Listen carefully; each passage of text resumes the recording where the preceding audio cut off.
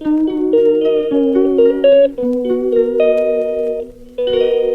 Guys, welcome to my channel. আজকে আমাদের বাড়িতে ছিল পুজো, সেই জন্য আমি সকাল সকাল ঘুম থেকে উঠে পড়েছিলাম, যেটা আমি নর্মালি উঠি না। আর এখানে আমি দেখতে চলে এসেছি পুজোর প্রিপারেশন কেমন চলছে, যেটা অলরেডি চালু হয়ে গেছিলো, কারণ আমি ঘুম থেকে উঠতে লেট করেছি। আর ওটাই হলো সেই তরমুজ, যেটার সাথে অনেক বড় কাহিনী আছে। আর এখানে ব্রাহ্মণ মশাই চলে এসছে, জোগাড়পত্র দেখছে সব ঠিক আছে নাকি। আমি বেশি ভিডিও করতে পারিনি, কারণ আজকে আমার অনেক কাজ ছিল। তারপরেই আমি এখানে চলে আসি আলপনা দিতে, যেটা আমি জল কম দিয়েছিলাম, কারণ আমি জানতাম না কতটা জল দিতে হয়। তারপর এখানে আমি আলপনা দেওয়ার অ্যাক্টিং করি, কারণ আলপনা অলরেডি দেওয়া হয়ে গেছিলো আর ভিডিও বানানো হয়নি, তাই আমি এখন অ্যাক্টিং করছি আলপনা দেওয়ার। আর এটা হলো ফাইনাল রেজাল্ট, যেটা ভালো না, কারণ আমি জানি আমি ভালো আলপনা দিতে পারি না। আর এখানে আমার মাও বসে পড়ে পুজোতে, তো মা যতক্ষণ পুজোতে বসেছিল সমস্ত কাজ আমাকে করতে হচ্ছিলো। তো আমি বারে বারে ওপর আর নিচ করছিলাম, কারণ আমাদের ঠাকুর ঘরটা ছিল টপ ফ্লোর, মানে ছাদে ছিল, সেই জন্য আমার বারে বারে ওপর নিচ করতে হচ্ছিলো। আর সেদিন প্রচণ্ড গরম ছিল, সেই জন্য আমি বারে বারে ওপর নিচ করছিলাম, আর আমার অবস্থা প্রচণ্ড খারাপ ছিল। সেই জন্য আমি চলে আসি একটু বাইরে হাওয়া খেতে। এরপর আমি বসে পড়ি কাজ করতে, কারণ কাজ তো করতেই হবে। আর কাজ করতে করতে অবভিয়াসলি খেতে তো হবেই, কারণ খাবার না খেলে এনার্জি পাওয়া যাবে না, এনার্জি না থাকলে কাজ করতে ইচ্ছে যাবে না, কাজ না করলে টাকা পাবো না, টাকা না হলে কিছু হবে না। তো সেই জন্য খাওয়া ইজ ইম্পর্টেন্ট। ওকে, খাওয়া দাওয়া সবসময় চালু রাখা উচিত মানুষের।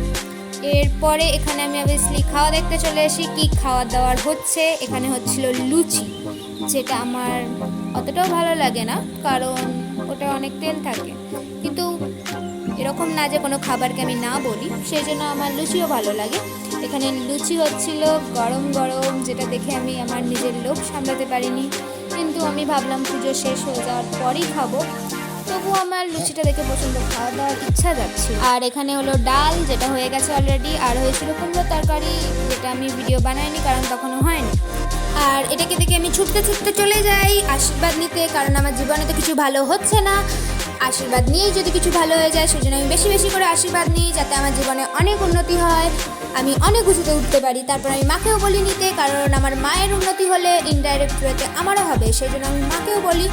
তারপর এটাকে নিয়ে আমি পালিয়ে যাই, কারণ আমি চাই না আরও সবাই আমার আশীর্বাদ থেকে নিয়ে সবাই আমার ভাগ্য নিয়ে নিই।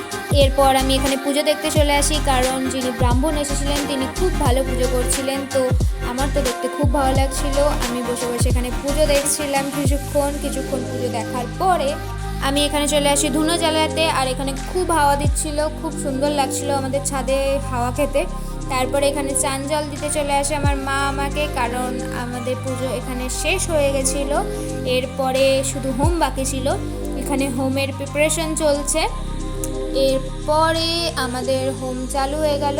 আর আমাদের ছাদে যেহেতু আমাদের ঠাকুরঘর ছিল, তো এখানে প্রচণ্ড গরম ছিল। আর যখন হোম হচ্ছিল, জানলা দরজা সব বন্ধ করে দেওয়া হয়েছিল, কারণ যাতে হাওয়া না আসে।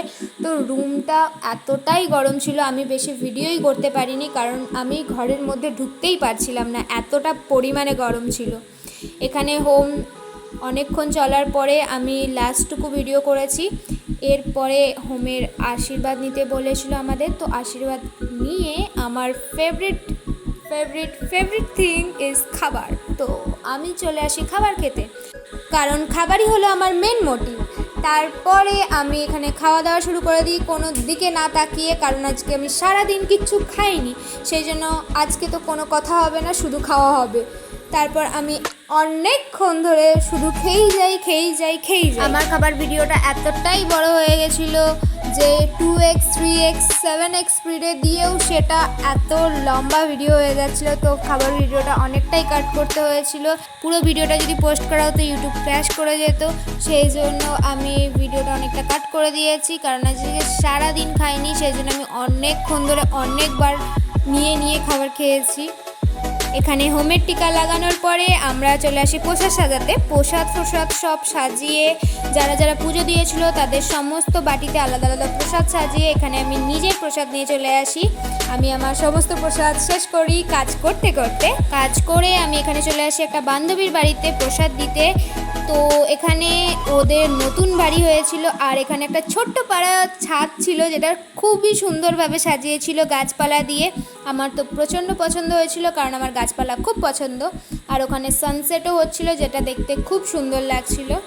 আর এটা হলো ওদের ঠাকুর ঘর, আর এদিকে ছিল একটা রুম আর বারান্দা, আর ওর সাথে অ্যাটাচ ছিল এই ছাদটা, যেটা দেখতে খুবই সুন্দর লাগছিল। আর এদিকে একটা মাধবীলতার গাছ ছিল, যেটা থেকে খুব সুন্দর গন্ধ আসছিল বিকালে।